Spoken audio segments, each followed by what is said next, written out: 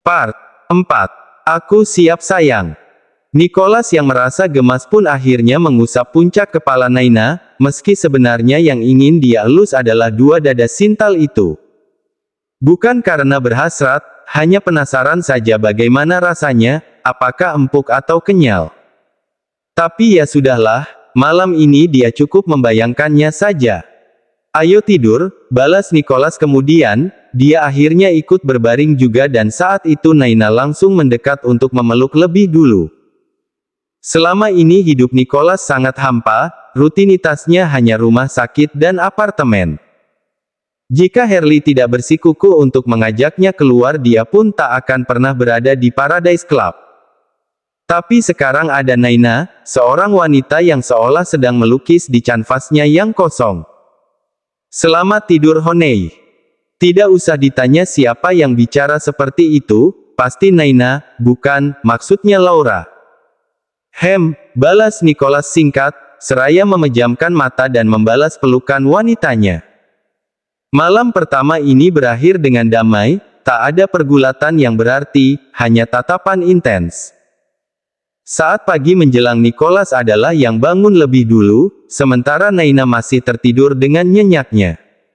Seumur-umur Naina tidak pernah tidur dengan nyaman seperti ini. Ranjang yang hangat dan dada bidang yang senantiasa memanjakannya.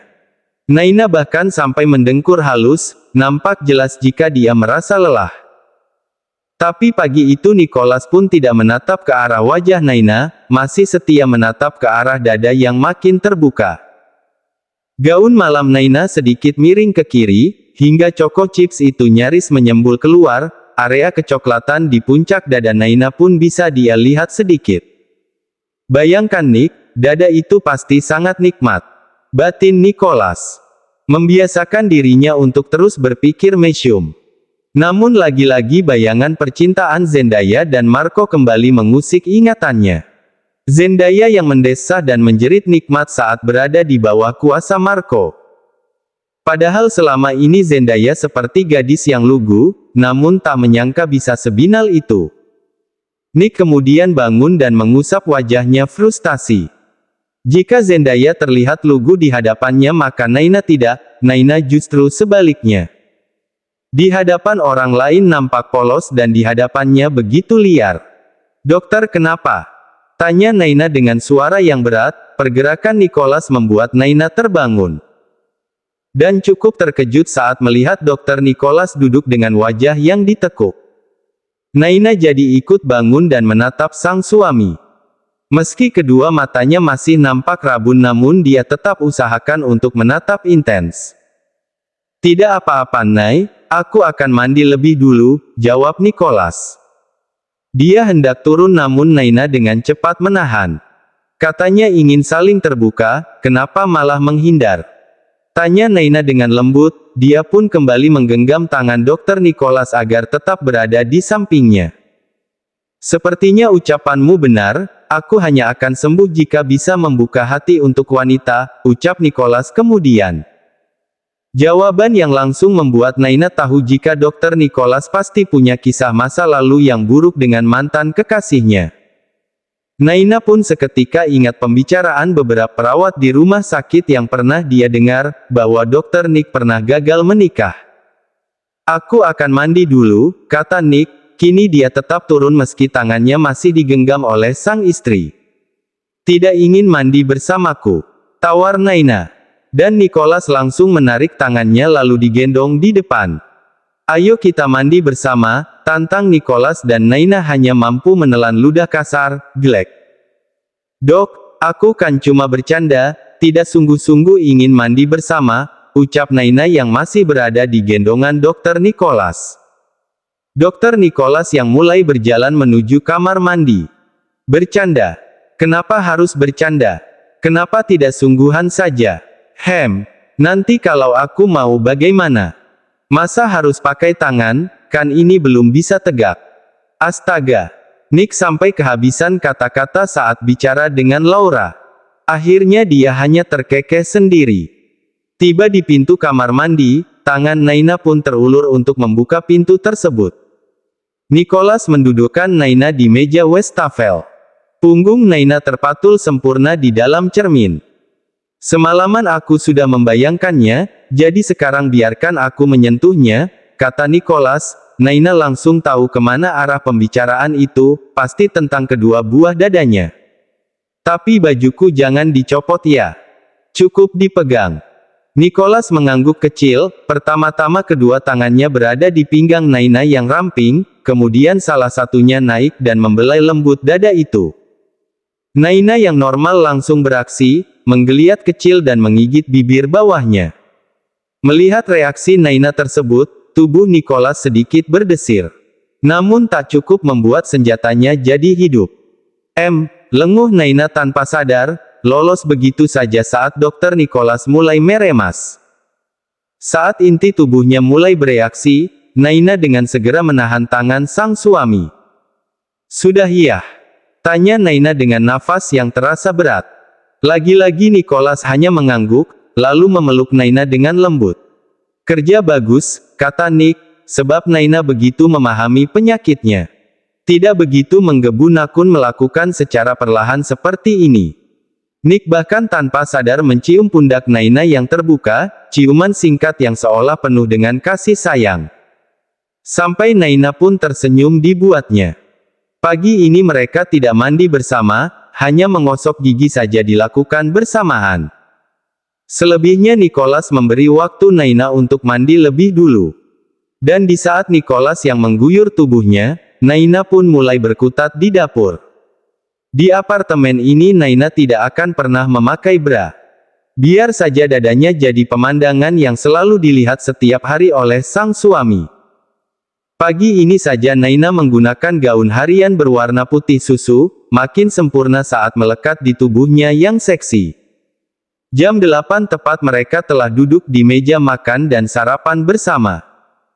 Naina bisa mendapatkan semua bahan itu dengan mudah, melalui pemesanan daging dan sayur secara online. Jika ada uang maka semuanya akan aman. Ternyata kamu benar-benar bisa masak, kata Nicholas, dia memandang kagum atas semua makanan yang tersaji. Apartemen ini benar-benar terasa lebih hidup karena Naina. Hadiahnya cium ya, kata Naina, dia bangkit dari duduknya dan pindah ke pangkuan sang suami, mencium bibir Dr. Nicholas dengan lembut dan pria itu pun membalasnya juga. Selesai memagut mesra Naina kembali ke kursinya sendiri dan menyajikan makanan di dalam piring sang dokter. Karena sekarang dokter memberiku banyak uang, jadi aku tidak perlu repot kerja. Seharian ini aku hanya akan berada di rumah sakit bersama ibu, lapor Naina. Nicholas mengangguk. Nanti aku bawa bekal ya? Tanya Naina lagi dan Nicholas mengangguk lagi. Dokter mau tidak? Kalau mau aku bawa agak banyak. Tapi nanti kita makannya di mana? Datanglah ke ruanganku saat jam makan siang. Naina menjawab dengan senyum-senyum malu, siap suamiku, katanya mendayu-dayu. Bukannya tersentuh Nicholas malah terkekeh. Jam 9 tepat Naina keluar lebih dulu dari dalam apartemen, dia meninggalkan Dr. Nicholas yang masih menertawakan dia, sebab saat keluar dari apartemen ini Naina kembali berdandan layaknya gembel. Nicholas benar-benar tak mampu menahan tawanya. Bagaimana bisa melihat secara langsung seorang wanita dengan banyak kepribadian seperti itu? Hais, puas sekali Dr. Nicholas menertawakan aku, gerutu Naina, namun kekesalannya itu tidak bertahan lama, sebab beberapa menit kemudian keceriaannya kembali dia dapatkan. Naina datang ke rumah sakit dengan penuh senyum seperti biasa, menyapa semua orang yang dia lewati dan menunduk hormat. Pagi Dr. Gracia, sapa Naina saat bertemu di salah satu koridor. Gracia hanya tersenyum menanggapi sapaan itu, lalu berlalu begitu saja. Kak Ami. Panggil Naina pula pada seorang perawat yang selama ini menjaga ibunya. Nay, kamu sudah datang, balas Ami. Dia tidak sendirian, tapi bersama dua perawat yang lain juga. Naina juga tadi telah menyapa semuanya. Iya kak. Apa kakak ingin ke kamar ibu? Tanya Naina pula, sebab jalan yang mereka tuju nampaknya sama. Iya, pagi ini pemeriksaan secara menyeluruh saraf-saraf ibu Wilda. Karena itulah tidak sendiri, jelasnya kemudian. Naina hanya mampu mengangguk. Mereka semua akhirnya menuju ruang rawat Ibu Wilda dan semua pemeriksaan mulai dilaksanakan. Naina memang diizinkan masuk juga, tapi tak bisa melihat terlalu dekat karena akan mengganggu kerja para perawat. Jadi di pinggir ranjang itu, Naina hanya mampu memperhatikan. Sekitar 30 menit akhirnya semua itu selesai. Naina dan ketiga perawat memutuskan untuk duduk di luar, di kursi tunggu yang ada di depan ruang rawat tersebut. "Bagaimana keadaan ibu, Kak?" tanya Naina. "Semuanya sebenarnya baik, Nay, semoga saja ibumu secepatnya sadar," jawab Kak Ami. Awalnya mereka semua memang membicarakan tentang kondisi Ibu Wilda, namun lambat laun malah membicarakan tentang Dr. Nicholas yang baru saja tiba di rumah sakit. Sama seperti kemarin, Direktur Utama Rumah Sakit Medistra itu kembali terpantau lebih banyak senyum. "Loh, katanya mau ketemu rekan bisnis, apa sudah selesai?" batin Naina. "Sepertinya Dr. Nicholas sudah punya kekasih baru ya. Tidak mungkin dia bisa senyum-senyum seperti itu jika bukan karena wanita," ucap Loli, salah satu perawat yang ada di sana. "Iya, jika seperti ini kita harus senang atau sedih?" balas Ami pula. "Senang dong, itu artinya dia sudah bisa melupakan mantan kekasihnya itu," sahut Jessie, perawat yang satu lagi. "Mantan kekasih?" celetuk Naina yang ikut bicara. "Iya, Nay, jadi dulu Dr. Nicholas itu gagal nikah. Kekasihnya yang bernama Zendaya malah menikah dengan pria lain. Pernikahan mereka baru 8 bulan tapi Zendaya sudah melahirkan. Itu artinya Zendaya dan laki-laki itu selingkuh. Hai, menjijikkan sekali," jelas Ami, jadi menggebu-gebu. Kamu jangan sebar berita ini, cukup di rumah sakit saja gosip seperti ini tersebar," timpal Jessie. "Iya, Kak," jawab Naina patuh. Namun cerita itu jadi membuat Naina berpikir banyak hal. Mungkinkah ini ada kaitannya dengan sakit yang saat ini diderita oleh Dr. Nicholas? "Aku jadi penasaran, seperti apa kekasih baru Dr. Nicholas," kata Ami dan Naina nyaris tersedak ludahnya sendiri saat mendengar ucapan itu. Kita juga harus siap-siap patah hati jika Dr. Nicholas memiliki kekasih bagi," timpal Jessie. "Kamu tidak sedih, Nay? Kamu tidak menyukai Dr. Nicholas?" tanya Jessie kemudian, saat dilihatnya Naina tak menunjukkan kesedihannya sedikit pun. "Tidak, Kak, aku tidak menyukai Dr. Nicholas. Aku akan ikut senang jika dia menemukan pendamping hidup," jawab Naina, sok bijak. Yang lain hanya mampu mengangguk. Gadis seperti Naina mana berani menyukai Dr. Nicholas. Memimpikannya pun rasanya tidak layak. "Ini sudah jam 12, datanglah ke ruanganku," tulis Nicholas dalam pesan singkatnya yang dikirim untuk Naina. Baru 1 detik pesan itu terkirim, pintu ruangannya langsung diketuk oleh seseorang. Tanpa pikir panjang Nicholas mengizinkannya untuk masuk, sebab dia pikir itu adalah Naina. "Dr. Nicholas," sapa Gracia, seraya masuk ke dalam ruangan itu dengan anggunnya. Ya, dialah yang datang ke ruangan ini. Berniat mengajak sang direktur untuk makan siang bersama. Bisa di kantin rumah sakit ataupun kafe yang tak jauh dari sini. Dan melihat Gracia masuk, Nicholas pun langsung meletakkan ponselnya di atas meja. Dia letak secara tengkurap agar layarnya tak mampu dilihat oleh Gracia. "Ada apa, Dokter Gracia? Apa ada sesuatu yang penting?" tanya Nicholas. Dia mempersilahkan Gracia untuk duduk hanya dengan menggunakan pergerakan tangannya, tidak dengan kata-kata. "Maaf, Dok, apa bisa kita bicara santai saja? Ini kan bukan jam kerja." "Apa maksudmu? Jangan panggil aku dokter, panggil Gracia saja," tawar Gracia kemudian, meski takut-takut namun dia utarakan tentang hal ini. Gracia tak ingin mengulur waktu lagi untuk memiliki hubungan yang lebih dekat. Apalagi pembicaraan tentang Dr. Nicholas yang sudah memiliki kekasih baru telah terdengar di telinganya. Gracia tidak ingin kalah langkah lagi, jadi sekaranglah waktunya yang tepat bagi dia. Aku tidak bisa melakukannya, semua dokter di rumah sakit ini aku sebut dengan panggilan dokter, balas Nicholas tak gentar. Katakan, apa ada sesuatu hal yang ingin kamu sampaikan? Tanyanya lagi, masih memasang wajah yang serius. Padahal sejak tadi Gracia sudah coba mencairkan suasana dengan bibirnya yang setia tersenyum. Diam-diam Nicholas pun melihat ke arah jam dinding, jangan sampai Naina tiba di sini dan masih ada Gracia. Nicholas tidak ingin jadi rumit.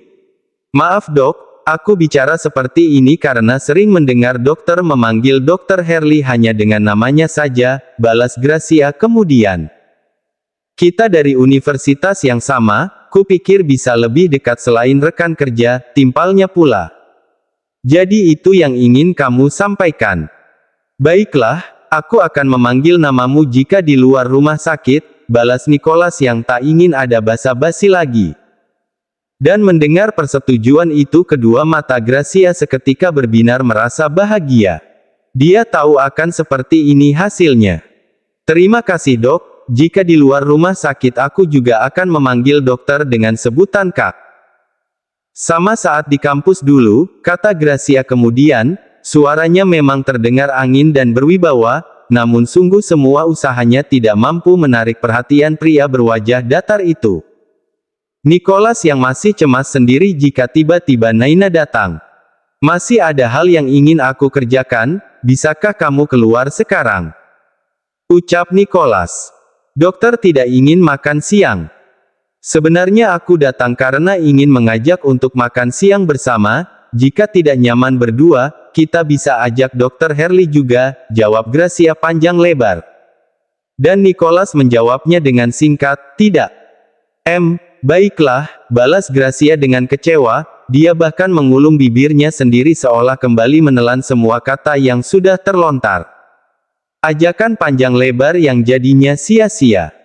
Kalau begitu aku akan keluar sekarang, permisi dok, pamit Gracia, rasanya berat sekali dia untuk bangun dari duduknya, tapi apalah daya. Dr. Nicholas sedikit pun tidak berusaha untuk menahannya. Keluar dari ruangan itu, Gracia langsung bertemu dengan Naina yang hendak mengetuk pintu. Dek, astaga, kaget Naina. Nyaris saja wajah Dr. Gracia yang dia ketuk. Untuk apa kamu datang ke sini? Tanya Gracia setelah menutup pintu. Dan Naina terdiam, seketika gelagapan. Seumur-umur berada di rumah sakit ini, sekalipun dia tidak pernah mendatangi ruang kerja Dr. Nicholas yang sebagai direktur utama. Jika untuk konsultasi biasanya dia bertemu Dr. Nicholas di ruang praktek yang ada di bangunan lain. Sementara ruangan ini ada di lantai 5 rumah sakit. Khusus ruangan manajemen. Naina, kenapa malah diam? Untuk apa kamu datang ke sini?